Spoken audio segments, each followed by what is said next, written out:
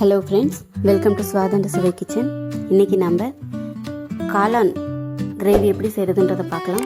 அதுக்கு முன்னாடி நம்ம சேனலுக்கு புதுசாக வந்திருந்தீங்கன்னா மறக்காமல் லைக், ஷேர் அண்ட் சப்ஸ்கிரைப் பண்ணிக்கோங்க. வாங்க இப்போ எப்படி செய்கிறதுன்றதை பார்க்கலாம். காளான் கிரேவி செய்ய தேவையான பொருட்கள்: 1/2 கிலோ காளான். காளானில் 1 டேபிள் ஸ்பூன் அளவுக்கு மிளகுத்தூள் சேர்த்துக்கலாம். 1/2 கப் அளவுக்கு தயிர் சேர்த்திக்கோங்க.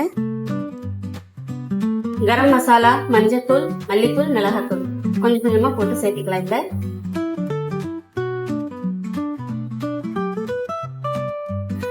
கச்சூரி மேத்தி 1 டேபிள் ஸ்பூன் அளவு எடுத்து வச்சிருக்கோம், அதையும் போட்டுக்கலாம். இதுல எல்லாத்தையும் சேர்த்து மிக்ஸ் பண்ணிக்கலாம்.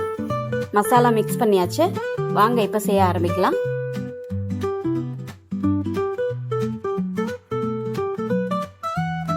எண்ணெய் சூடானதுமே பட்டை லவங்கம் சேர்த்துக்கிட்டு 2 மீடியம் சைஸ் வெங்காயம் சாப் பண்ணி போட்டுக்கலாம்.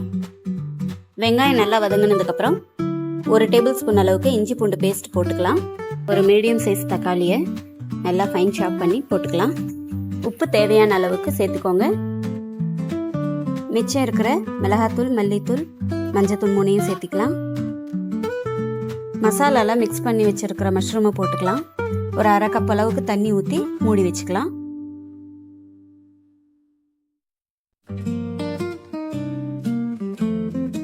அவ்வளோதான், காளான் கிரேவி ரெடி ஆயிடுச்சு.